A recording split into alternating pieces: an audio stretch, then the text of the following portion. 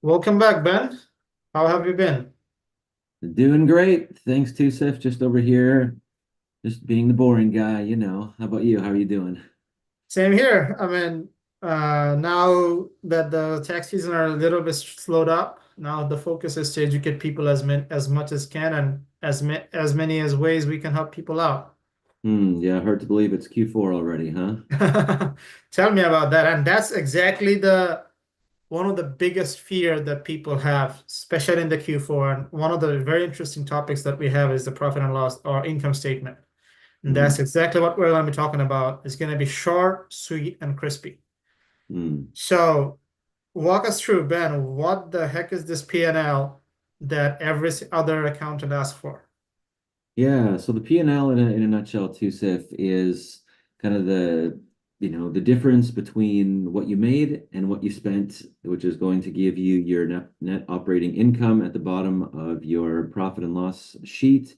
The income is always, listed at the top typically, and then all the expenses are listed below that. And it really is just a basic, math equation of A minus B equals C, so that at the end of every month or every quarter or every year, any period that you choose, you can literally see what came in, what went out, and what's left at the end. Interesting. I remember on my engineering course at my fourth year, we were one of the courses was engineering management, if I remember correct. And uh, I was not the nerdy guy for sure. I bunked classes all across the Mhm. semester, and just before one of the tests, I had to study, and then realized that what the teacher was actually teaching us. And I remember that I asking my teacher a question, "Ma'am, this is just a simple common sense thing. Why are we studying this on fourth year engineering after going through so many differential equation and such?" And one of the interesting things she said is common sense is not common in the common people. Hmm. And trust me, even though this is not a complicated thing, the amount of people that slack on this simple thing makes the entire business so difficult. And Hmm. that comes to my next question. Why is it important? Yeah, good question. And it's interesting that you say that because a lot of people come to me and all they want to know is how much money they're making. And I think it really is just that easy. You could just go through and add up all the money that came into your bank account, subtract all the money that came out of your bank account, and you would have the answer. And yet it really is not intuitive to every business owner. And maybe they don't have the time to do it. But at the end of the day, it really is that simple. Why is it so critical? Well, because if you want to know the financial health of your business, just like if you wanted to know how much was in your personal bank account, right? Like if you opened your wallet and there was nothing in there, you'd be concerned. If you open your business bank account and there's nothing in there, it's concerning. And a common misconception is that just because there's money in the bank means that my business is doing okay. That may not necessarily be the case. And so that's why it's critical to know what's coming in, what's going out. And so there's just three basic things that I wanted to mention today. One, as I just mentioned, is just knowing the financial state of your business. So we're on October 23rd today. I've wrapped up the books for my clients for the month of September. So I send them a report to say, for the month of September, this is what happened in your books. Okay. Every business owner wants to know how they're doing financially at any given point in time. The second one is once you have this information, you have clarity around what's happened in the past, you can literally just do a simple report that says, hey, this is what we did the last 3 months. And you can see what I did for July, August, and September. So I can see any trends. How much did I make in July? How much did I make in August? How much did I make in September versus how much did I spend in each of those 3 months? And bottom line, I can see, okay, are things, trending up? Are they level? Are they trending down? Should I be concerned? What decisions should I be making in my business? Do I need to invest more money into marketing? Do I need to hire somebody? Do I need to let somebody go because they're not being efficient?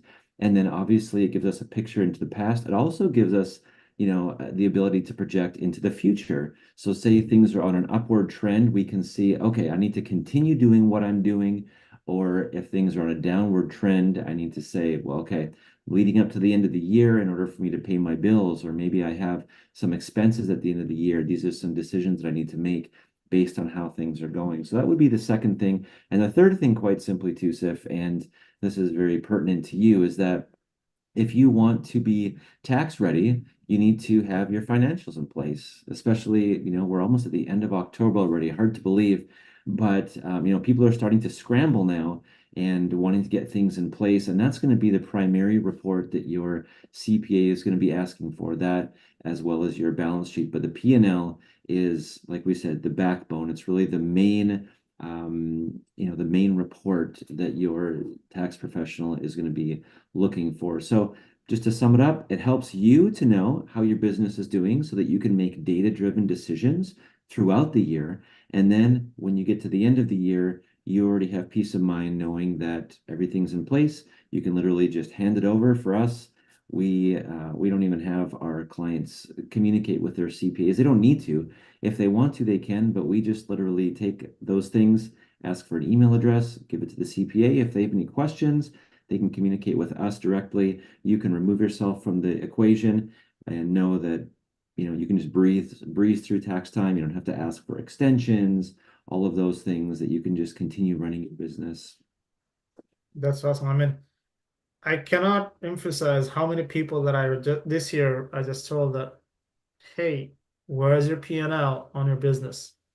And I had to, during the tax season, I had to sit down with them and set them up with different elements of P&L so that I could actually file the taxes. And it literally took months for them to scramble things from the bank accounts, bank statements, scramble through the receipts and such. But banking off your previous thing that you mentioned about you just finished up your clients ones in September. So do you recommend yearly or monthly? Because at the end of the day, if you're talking about the tax ready, why not just keep it as for the entire whole year instead of every month? Great question. And I can't help but think of, especially, for some industries that might work. So if you're just kind of a solopreneur, you work from home, your overhead is very low. You really don't need to know how all the pieces of your business are moving. You can probably get away with it, at the end of a quarter or the end of a year. Um, but especially, and I'd love to talk just, briefly to real estate investors, and we have a lot of real estate investor clients, is that if you have, a handful of properties, even two or three properties, all the way to, a huge portfolio, the drawback to not doing that every month is that you could have months that go by where you don't know what's happening on each of your properties, so that you may make assumptions that your business, your overall business is doing well because the bank account keeps growing. But what can happen is maybe you have one or two properties that are really doing well. They're in a great area. Maybe they're short-term rentals, or maybe you're doing things in a certain way in a certain place, and things are just, like just really doing well. Whereas you have a few other properties that are maybe not doing well or losing money. You have the impression that your overall business is doing well, but if you don't have specific accuracy on how each of the profits are doing, and that's how, a profit and loss, class report would work. So you can literally kind of have a P&L, not just for your overall portfolio, but for each of the properties individually. That is where it's going to be a game changer for you, so that you can make decisions on the go throughout the year. You're not having to wait until the end of the year to see how you did. Could you? Sure, you could.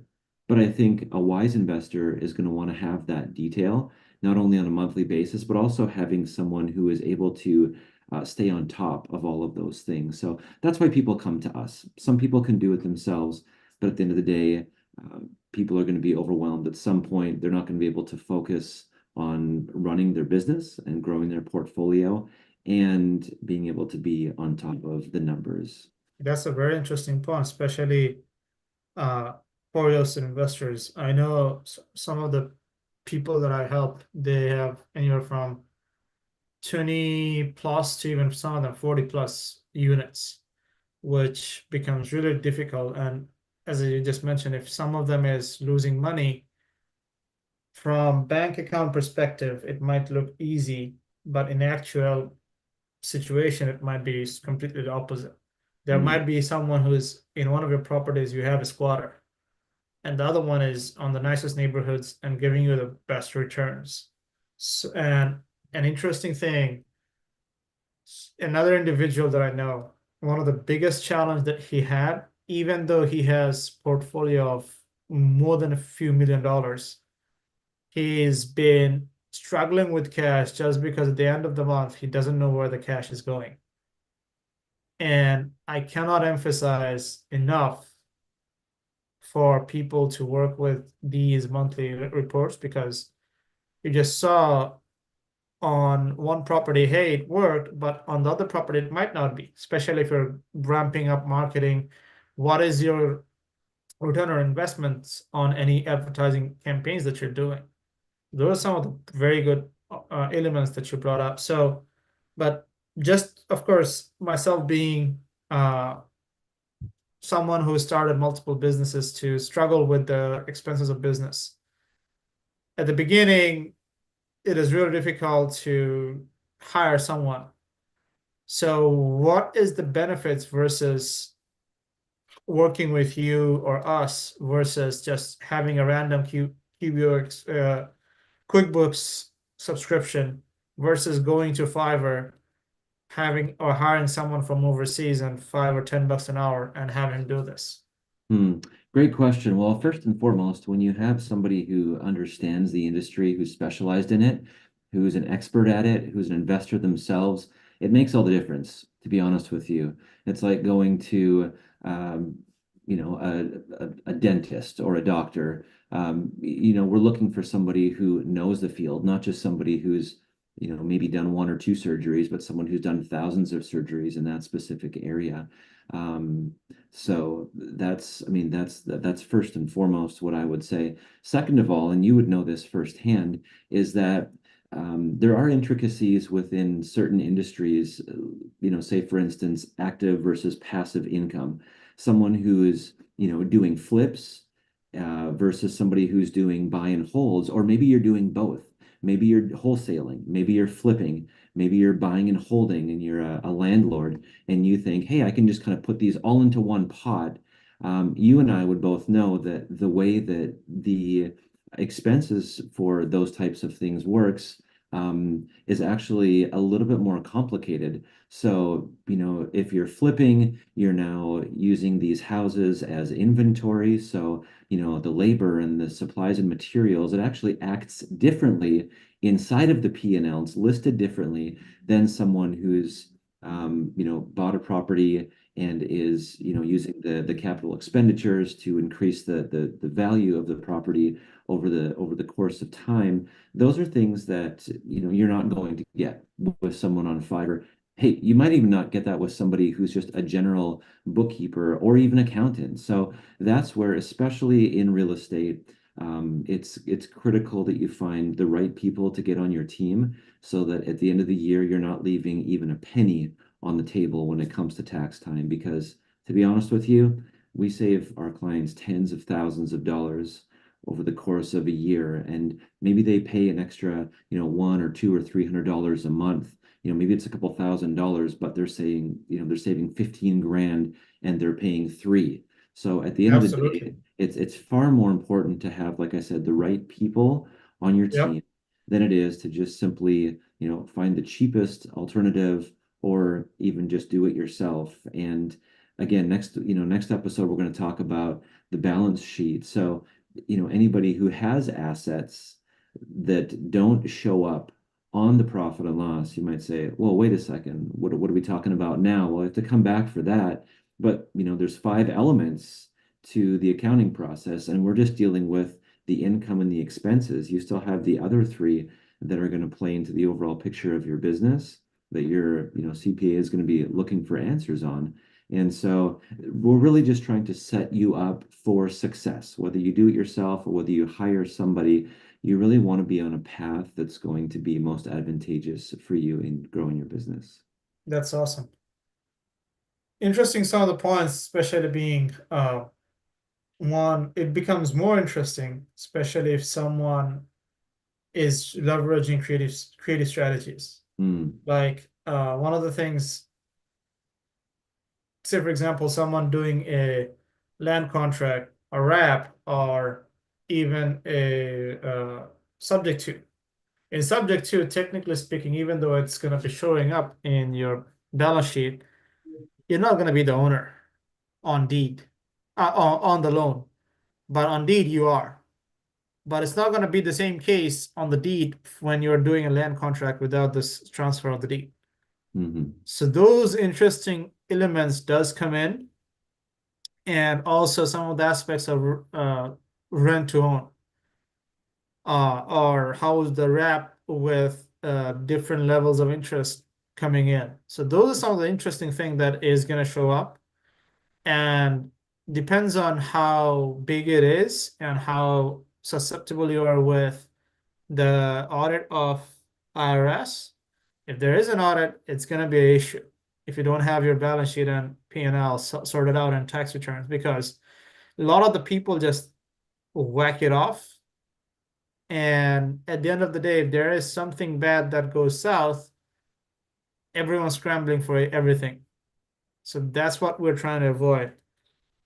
And you did really bring up a very interesting thing, especially the active versus passive, and when to take it against what. Because especially speaking, the treatments of taxes is different for each of them. So we definitely want to uh, work with each one in separate of its specific kind. So I appreciate all of your wisdom. And just to summarize where we are, we said what's P&L is pretty much the income and cash flow statement. Some of the people sometimes use them as interchangeably. Why we spoke about, of course, it gives you the report, it gives you the trends, it gives you the issues that or data different issues that you can take the data different decisions as well, and also to forecast. mm, And of course, at the end of the year, you're always tax ready. And especially it becomes really interesting when people in real estate or even businesses that has real estate as well. So say mm, for example, there are people who does just the buying businesses. In those cases, sometimes the assets come into play. hmm Real estate's come into play. How hmm would you do that? Instead of transferring deed, you just take it as subject to, and you take the rest as a different strategy. hmm And of course, the difference becomes in those situations. I mean, as you mentioned, Ben, is if you're just so simple that you don't even need anything, you don't have anything, let's not waste the money. But if you're thinking as a business owner who prioritizes his time in the business than just punching in the numbers, that's when it might be more of a return on investment for them to let's help us out. mm. Did I miss anything out? No, no, I would just encourage people to, to reach out to us. We are kind of a team of people who are designing a business that's a one-stop shop so that internally we have the bookkeeping, we have the tax. We're able to help you scale a business if that's what you want to do, so that we have different eyes on the books, but we really can keep it all within, one ecosystem and can help you most efficiently. So yeah, reach out to us at myfinancialsuite.com. You can find us there, or if you want to email us or email me directly, bookkeeping at myfinancialsuite.com, and we can get the ball rolling for you. We can hop on a discovery call and find out if there's a way that we can help you even, and if so, what that looks like. We'd be happy to have that conversation. And it's going to be easier on you and on us if you begin thinking through things and getting organized earlier on in the year. You might even avoid some additional fees by, scrambling last minute. So great thing Absolutely. to, be thinking about here in October. That's awesome. I will drop the links and the emails on the description below, so make sure to check them out as well. With that, I appreciate Ben, I appreciate everyone's listening or will be listening. Thank you very much. But we will come back with the next topic, which is going to be a more interesting one in the balance sheet on the next week. Thank you, guys. Till then, thank you very much and have a good one.